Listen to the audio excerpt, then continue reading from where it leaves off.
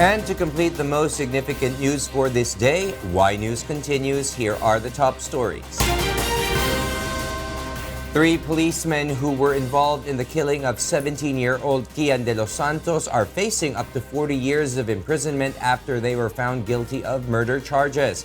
The Caloocan Regional Trial Court Branch 125 has found PO3 Arnel Oares, PO1 Jeremiah Spereda, and PO1 Jerwin Cruz guilty beyond reasonable doubt in the killing of De Los Santos on August 16, 2017. The 3, however, were acquitted of charges of planting of evidence after the prosecutors failed to present witnesses and documents. The 3 cops earlier claimed that De Los Santos resisted arrest during their one-time big-time anti-drug operation in Metro Manila in August. However, a footage from a nearby closed-circuit television camera showed that the teenager was dragged by the police officers to an alley where his lifeless body was later found. The court also ordered them to compensate the family of De Los Santos of up to 245,000 pesos in civil indemnity, moral damages, and actual damages. The family of Kian and the public attorney's office welcomed the court's decision. Nakuha namin yung hustisya para kay Kian at nagpapasalamat din kami kay Ma'am Persida Acosta sa BACC sa lahat po ng grupo na tumulong. Hindi ko na po kayo iisa-isahin, alam niyo naman kung sino po kayo. Maging sa press people, sa pagtulong po at sa pagtutok sa kaso namin, maraming salamat. Yan po ay patunay na may rule of law, rule of truth and justice sa ating bansa. At kung meron po mang nagaganap na EJK, panahon-panahon ni Secretary de Lima, may mga memo na siya at guidelines sa EJK.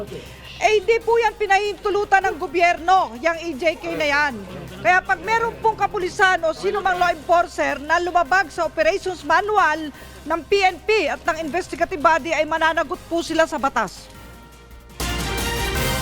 Malacañang says that President Rodrigo Duterte is highly unlikely to grant pardon to the 3 policemen convicted in the killing of teenager Kian Delos Santos.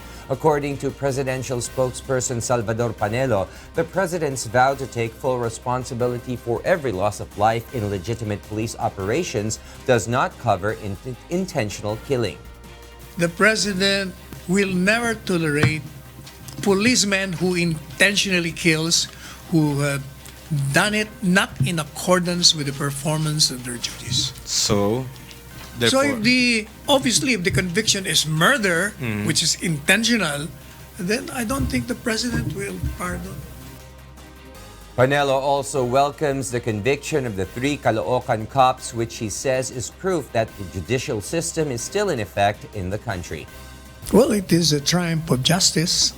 It shows that this country has a robust judicial system. It also shows that in the solemn speech of the president the first time, he said, when he declared war on drugs, those who will abuse their authority will have hell to pay. Meanwhile, Malacañang clarifies the latest pronouncement of President Rodrigo Duterte to wipe out the remaining members of the Parahinog family in Osamis City. On Wednesday, Duterte warned to wipe out from the face of the earth the surviving members of the Parahinog clan if they continue to threaten the locals in Osamis City, especially the witnesses in their cases. The political clan of slain Osamis Mayor Reynaldo Parahinog is believed to have a wide network of illegal drugs trade. According to presidential spokesperson Salvador Panelo, the president's statement should not be taken in a literal sense. He's actually referring to those who involved in drugs. They should be prosecuted to the fullest. Killing will only come if they resist arrest, if they do violence to those who are enforcing the law. Malacañang also explains that the president only wanted to restore order when he called for the reassignment of Superintendent Jovi Espinido back to Osamis City. Espinido headed the raid in the compound of the Parahinogs last year, which resulted in the death of then-Mayor Parahinog Sr. and 15 others. Ibig sabihin, gawin mong maging lawful yung lugar na yun, hindi lawless. and that includes exterminating. That includes dismantling the drug apparatus, that means prosecuting the people involved. That means putting them in jail where they belong. And rehabilitate those who have been addicted to drugs. Starting December 1st, prices of liquefied petroleum gas or LPG are expected to go down by 5 pesos per kilogram. This means that consumers will be able to save 55 pesos for every 11 kilogram of LPG cylinder. Industry players say the price reduction is in line with the increase in oil supply in the world market. It can also be attributed to the low demand due to a short winter season in other countries, according to the Department of Energy or DOE. Sila yung short winter season eh.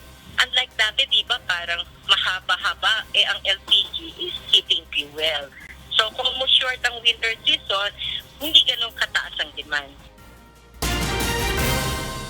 And in other news, the Land Transportation Franchising and Regulatory Board is set to relaunch its Oplan Isnabero campaign, which apprehends cab drivers who overcharge, contract, and snub their would-be passengers. According to LTFRB Chairman Martin Delgra, the measure is in preparation for the surge of shoppers in major malls this holiday season. Drivers caught offending their passengers will be penalized and their franchise will be suspended. Passengers can forward their complaints to LTFRB hotline number 1342 or through its official Facebook page, or email their complaints to complaint.ltfrb.gov.ph@gmail.com. Kung meron lang din, ang panawagan natin dito na you take a picture of the taxi, makita natin yung pangalan ng taxi unit at saka yung plate number at saka a narrative doon sa nangyari na yan, no? Kung saan banda, anong ginawa ng taxi driver, no? Kung meron mang pangkongontrata o dagdag pasahe, dagdag doon sa kung anong nakalagay doon sa taxi unit, ano? Give us some of the details kasi we also cannot simply proceed with investigation and hearing, more so on resolving the case pag wala tayong mga detalye, no? The Department of Health or DOH has created a team to investigate the reported rise in measles infection in an area in Sarangani province that has so far claimed 18 lives. The DOH says the fatalities are from Blaan tribe, where vaccination is never practiced as health services cannot easily reach the residents due to armed conflicts in the area. Common signs and symptoms for suspected measles typically include fever, runny nose, cough, red-rimmed eyes, and sore throat, followed by a rash that spreads all over the body. Based on DOH's records, the measles cases in the country has reached more than 17,000 from January to November this year. This is a 367% higher when compared to the same period in 2017. The DOH says the cases of measles increased due to the public's lack of trust and confidence on the government's immunization program, which was caused by the dengvaxia controversy. There are certain regions that had been affected by the continuing dengvaxia issue, the dengvaxia controversy. The Philippines might still experience 2 or more tropical storms before the end of the year. Whether it will intensify into a typhoon or not, what will be their effect? Aileen will show us in this special report.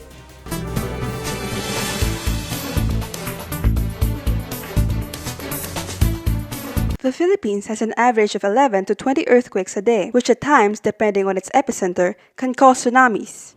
Meanwhile, there is an average of 20 typhoons passing the Philippine area of responsibility every year. How dangerous can these natural disasters be? The effects of an earthquake are determined by intensity, while magnitude measures its strength. An intensity 1 earthquake has 1 to 3 magnitude. The full-scale simulation of the Philippine Institute of Volcanology and Seismology, or PHIVOLCS, and Japan International Cooperation Agency, or JICA, shows the effects of intensity 1. Water containers will oscillate slowly, and tremors can be felt in houses made from concrete. As the intensity of an earthquake increases, cracks may appear in houses or small buildings. Several parts of a house may collapse, including the roof, when an earthquake reaches intensity 6. And from intensity 7 and higher, an affected area may experience damages like collapsed building. casualties and may cause a tsunami if its epicenter is on or near the ocean. The simulation of Earth Observatory in Singapore shows the effect of a magnitude 9 earthquake coming from the sea. The shift will cause tremors and possible large cracks causing huge waves that might reach the shore. Depending on an earthquake's intensity, a tsunami can reach from 3 to 30 meters high. This simulation shows wave movements during an earthquake. 2 feet high of water flood or tsunami can slowly drag a vehicle. Higher than that, it can already cause grave devastation. Typhoons and wind gusts pummeling the country is a different matter. A strong wind is usually a basis for typhoon signals, along with the amount of rainfall. This demonstration shows the strength of the wind according to its velocity. Signal number 1 if wind gust measures from 30 to 60 kilometers per hour or kph. Signal number 2 if it measures 61 to 120 kph. Signal number 3 if wind gust reaches 121 to 170 kph. Signal number 4 for wind gust measuring 171 to 220 kph. And signal number 5 if it exceeds 220 kph. But how is a wind gust measured? A wind tunnel or wind simulator is used, like this one from the University of Perpetual Help College of Engineering in Las Piñas. Kasalukuyan po natin ngayon sinusubukan ang nasa 30 km per hour na hangin ibinubugan itong wind tunnel. Kung atin po mapapansin, gamit ang ating mga dalampayong. Hindi pa naman siya bumibigay at kaya pa naman salubungin kahit tayo naglalakad. Ngunit kung sakaling umabot na sa 60 km per hour ang hangin ibinubugan ito, ito na ang inyong matutunghayan.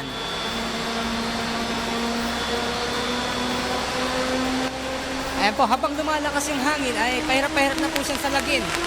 At nang umabot na po sa 60 km per hour ang hangin, yung payong po namin ay unti-unti. Ayan, abali nasira na po ang aming dalang payong.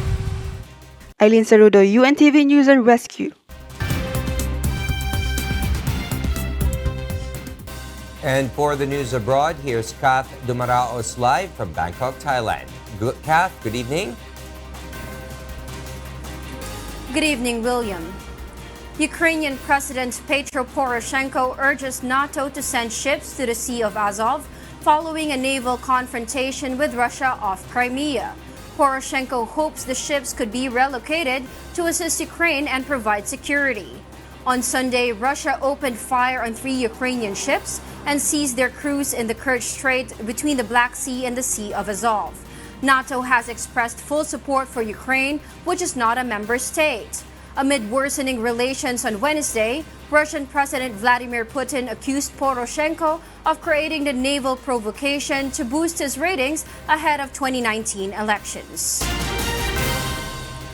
Thousands of Argentines took to the streets of Buenos Aires as the city prepares for the Group of 20 summit, with some world leaders already arriving. Carrying protest signs and peacefully marching, the demonstrators accused the G20 leaders of only wanting to take advantage of the region. Public service workers surrounded Saudi Arabia's embassy with barricades, while anti-riot police kept a close eye on the demonstrators. Argentina declared Friday a national bank holiday to try to ensure a calm meeting of the leaders of the G20 bloc of nations.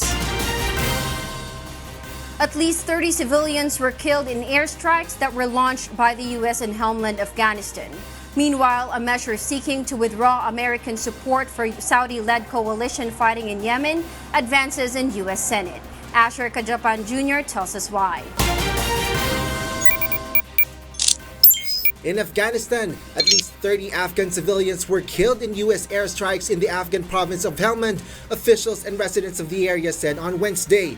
Afghanistan's NATO-led force says Afghan government forces and U.S. advisors came under fire from Taliban fighters in a compound in Garmsir district and called in an airstrike. But the ground forces were not aware of any civilians in or near the compound.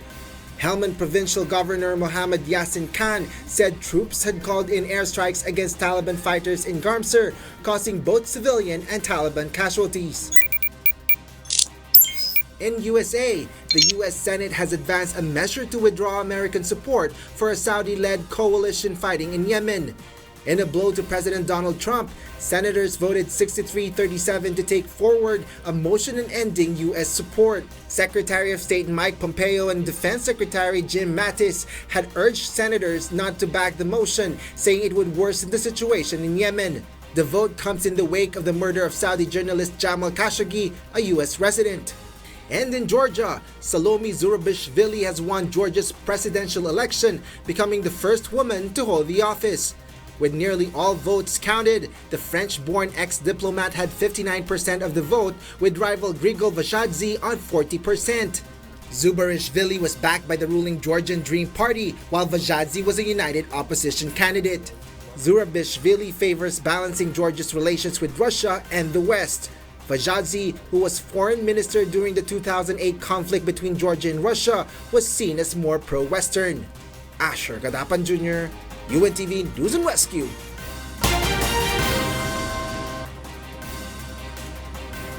And those are the news from the other parts of the globe. Back to you, William. Thank you very much, Kath Dumaraos, live from Bangkok, Thailand.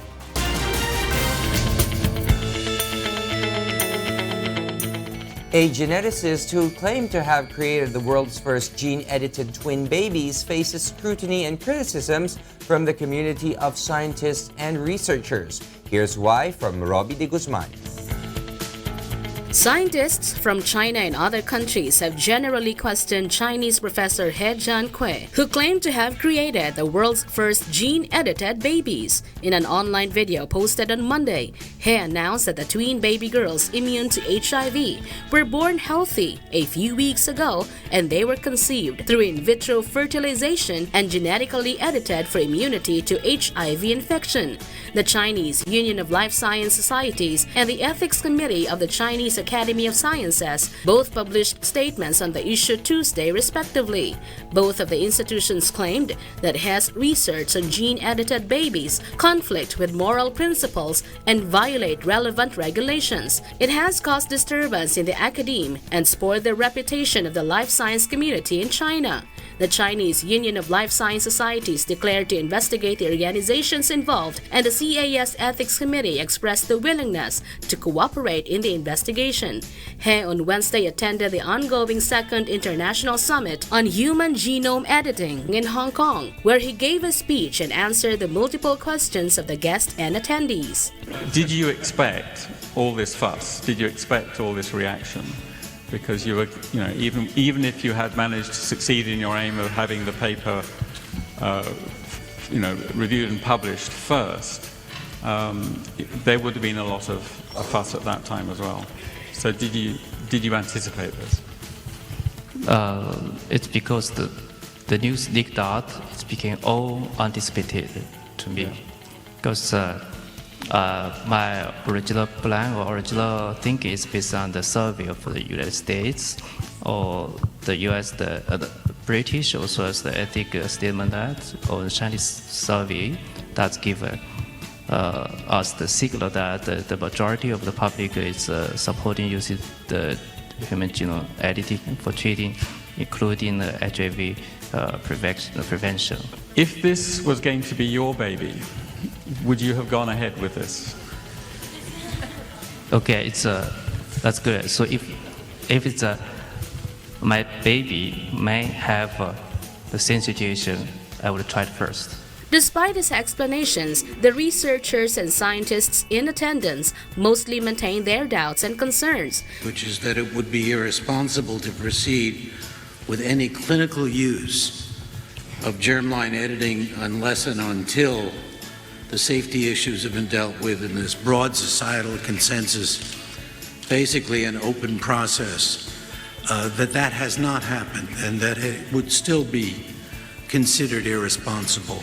But He added that he spoke entirely for himself, and the organizing committee of the summit would discuss the issue on Thursday and release a statement. Robbie de Guzman, UNTV News and Rescue.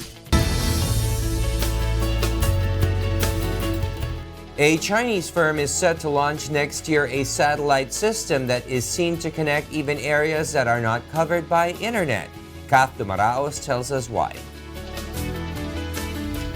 The satellite Linkshare No. 1, independently developed by Linkshare Network, a Shanghai-based mobile internet unicorn company specializing in free internet access, will be launched into space together with a Long March rocket from the Zhuquan Satellite Launch Center in northwest China in 2019.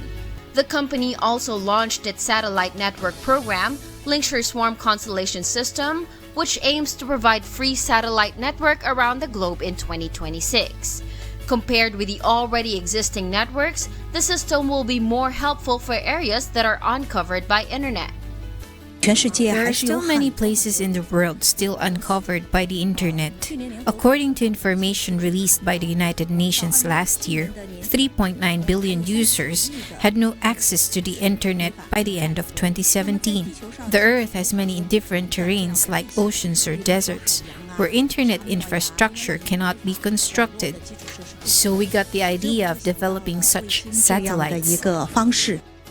The system plans to launch the first 10 Wi-Fi satellites in 2020. The entire system, consisting of 272 satellites of different orbits at different heights, will finally cover the whole world. Wang said it is costly to launch so many satellites, but what the Linkshare Network's eyes is the broad application prospect of the system in communication, navigation, environment monitoring, and other areas. Kat Dumaraos, UNTV News and Rescue. And those are the reasons behind the news, November 29, 2018. I am William Theo. Because we need to know, we will always ask why. Good evening.